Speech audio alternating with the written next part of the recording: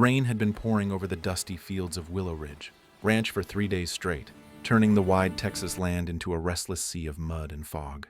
Jacob Cole, known across the county as the Rich Cowboy, because everything he touched seemed to turn to gold, rode across the open pasture, hat pulled low, jaw clenched tight. To the world, he was fearless, a man who ran one of the largest ranches in the state, a widower who survived heartbreak, and a father who would walk through fire for his 2 sons. But today, fear gnawed at him in a way bullets and bulls never had. His boys were drifting. Ethan, age 10, quiet and angry. Little Caleb, only 6, suddenly afraid of sleeping alone. They needed warmth, routine, gentleness, a mother's touch. And he needed help before he failed them completely. Meanwhile, miles away in a tiny rented room above Maplewood School, Lily Hayes, a poor but fiercely devoted teacher, stared helplessly at the eviction notice taped to her door. She pressed her hand over her tired eyes, her chest tight with worry. After losing her only family, her grandmother, last winter, she had been alone, struggling to pay bills, tutoring late into the night, cutting her meals in half just to survive. But the empty wallet in her bag reminded her she couldn't push this month any further. She had nowhere to go, no one to call, and no miracle coming her way. Or so she thought. That afternoon, the storm finally broke. But the chaos inside her classroom did not. The door suddenly swung open and in marched Ethan Cole, covered in dirt, fists clenched, dragging his little brother behind him. Caleb's eyes were red from crying. "Ethan Cole!" Lily gasped, hurrying over, dropping her stack of books. "What happened? Are you boys okay?" Ethan tried to speak, but anger choked his voice. Pa's busy with ranch work. He forgets. He always forgets. Caleb sniffled, wiping his cheeks. "We walked home, Miss Hayes, but we got lost." Lily's heart cracked wide open. She knelt down, brushing Caleb's muddy hair away from his forehead, her voice soft. "You're safe now. I promise." The promise stirred something inside. Ethan.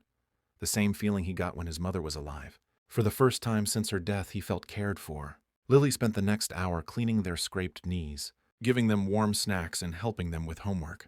When Jacob finally stormed into the classroom, rain dripping from his coat, boots heavy with guilt, he froze at the sight of the gentle way Lily held his trembling boys. Caleb rushed to him first, hugging his leg. "Pa." Miss Hayes stayed with us. Jacob swallowed hard. For the first time in years, he felt he wasn't enough. Not for them. Not alone. Lily stood, instinctively smoothing her clothes, embarrassed by her own puddle-soaked shoes and worn-out cardigan. "Mr. Cole," she said softly. They were scared. Jacob looked at her, really looked, and saw a woman who carried exhaustion in her eyes but tenderness in her hands. A woman who expected nothing but gave everything. His voice was rough with apology. "Thank you, Miss Hayes. Seems I owe you more than I can say." He helped the boys gather their things. But before leaving, Caleb tugged his sleeve. "Can she come home with us?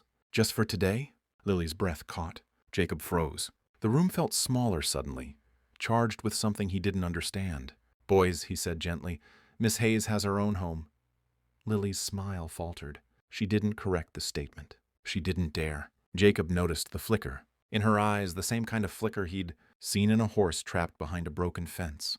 Quiet desperation mixed with pride. Something inside him stirred. Something protective. Something dangerous. Later that night, as thunder rolled across the hills, Jacob couldn't sleep. He replayed the image of Lily wiping away Caleb's tears. He replayed the fear in her eyes when he mentioned home. And suddenly, clarity hit him like a lightning strike. Clean, sharp, impossible to ignore. At dawn, he saddled his horse and rode into town. He found Lily outside the school, hugging herself against the cold, staring at the eviction officer locking her apartment. Her single suitcase sat by her feet. She looked small, defeated, but still trying to keep her chin high. "Miss Hayes," he said softly. She turned, startled, and embarrassed that he was seeing her like this. "Mr. Cole, this isn't Lily," he said, stepping closer, lowering his voice. "You need shelter." She flinched, tears burning her eyes. She didn't want pity. She didn't want charity. She didn't want anyone to know she had nothing left. And I need a mother for my sons." Lily froze, stunned. Jacob removed his hat, his voice rough, honest, trembling with truth. "I've watched you. You're gentle, patient, strong, everything they've been missing. And I can offer you a home, safety, respect. Not pity, never pity. A partnership." Her heart hammered in her chest. "Mr. Cole, are you proposing?" "Yes," he said simply. "Marry me. Be the mother my boys need. And let me be the shelter you need." The wind howled between them. Lily looked at her small suitcase, her empty future, his pleading eyes. and the memory of two boys clinging to her, seeking comfort she could not deny them. "Jacob," she whispered. I don't know." He took a step closer, voice trembling. "You don't have to love me. Just give my boys a chance. Give yourself a chance. We can build something together, something real." And in that moment, standing in the cold morning air, the world collapsing around her, Lily realized this wasn't just a proposal. It was a lifeline, a new beginning, a fate-twisting offer that could either save her or ruin them both. She inhaled shakily, closing her eyes. "Jacob, I'll come with you. But marriage, I need time." A soft smile touched his lips. "Then time is what you'll have." Life at Willow Ridge Ranch was nothing like Lily had imagined. The sprawling landscape, the golden fields that shimmered at sunrise, the old barn with stories carved into its beams. It all felt unreal, like stepping into a painting she had admired from afar. But beauty alone could not silence the fear swirling inside her. She was living in a rich cowboy's home now. She was caring for his sons, and every morning she woke up wondering if she truly belonged here, or if she was simply filling a space that wasn't hers. Jacob tried to make things comfortable. He kept a respectful distance, never crossing lines, never rushing her. Yet every time she caught him watching her with his boys, how he softened when she braided Caleb's hair, how he breathed easier. When she helped Ethan express his anger, without breaking something, she felt the invisible tether between them grow stronger. The town, however, was not as kind. Whispers followed her everywhere. The poor teacher moved in with the cowboy. She wants his money. He's using her to replace his late wife. The rumors clawed at her heart. But she stayed quiet, because Ethan had started smiling again, and Caleb slept peacefully through the night. But not everyone approved. One evening, as she cooked in the vast kitchen, Jacob's sister, Marlene, stormed inside, eyes blazing. "Jacob," she snapped, "you can't just bring home a woman you barely know and call her your son's new mother." Lily stiffened, her hand tightening on the spoon. Jacob's voice was firm. "I didn't call her their mother. I asked her to help care for them. And she's doing better than anyone since Emily died." Marlene scoffed. "She's after your wealth." "She's after a roof," Jacob replied. "Don't twist her kindness." Lily lowered her head, shame burning her chest. Marlene turned on her. "You think you can walk into this family because you're pretty and helpless?" Lily flinched. Jacob stepped forward, jaw clenched. "Enough, Marlene." But later that night, alone in her room, Lily cried silently, because deep inside, a small voice whispered the same fear. What if she truly didn't belong here? Days passed, then weeks, and life began to shift. Ethan started talking to her. Caleb began calling her Miss Lily with affection. Jacob showed her how to ride horses, his hands steady around hers when she nearly fell. Slowly, the home didn't feel borrowed anymore. One night during a small ranch festival, Jacob found her standing near the fence, watching the lanterns glow across the fields. He approached her slowly. "You look like you're somewhere far away," he murmured. She smiled sadly. "Just thinking. Sometimes I feel like this isn't real." "It's real," he said softly. "More real than anything I've had in years." She turned to him, the lantern light flickering in her eyes. "Jacob, I don't want to fail you, or the boys." He took a deep breath, stepping closer, closer than ever before. "Lily, you could never fail us."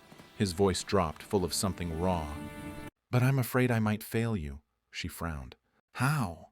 "By wanting more than I should," he whispered. Lily's heart skipped. "Jacob, I told you we didn't need love," he said, voice trembling. "But I lied. I want it. I want you." She swallowed hard, emotion flooding her. "And I'm afraid of wanting you back," she whispered. The world narrowed. The air tightened. And before either could speak another word, Caleb screamed. They both turned instantly. Ethan rushed toward them, breathless. "Pa! Miss Lily!" Caleb fell. He's stuck in the old well. Panic surged through Jacob like wildfire. Without hesitation, he sprinted across the field with Lily beside him. The old stone well, long abandoned, had rotted under years of storms. Caleb had been chasing a lantern and slipped. His cries echoed from the darkness below. "Caleb!" Lily screamed, dropping to her knees. "Baby, I'm here." "We're here!" Jacob tied a rope around his waist. "I'm going down." Lily grabbed his arm. "You'll fall!" "Let me—" "He needs his father," Jacob said firmly. "But he needs you too. Keep talking to him. Don't let him panic."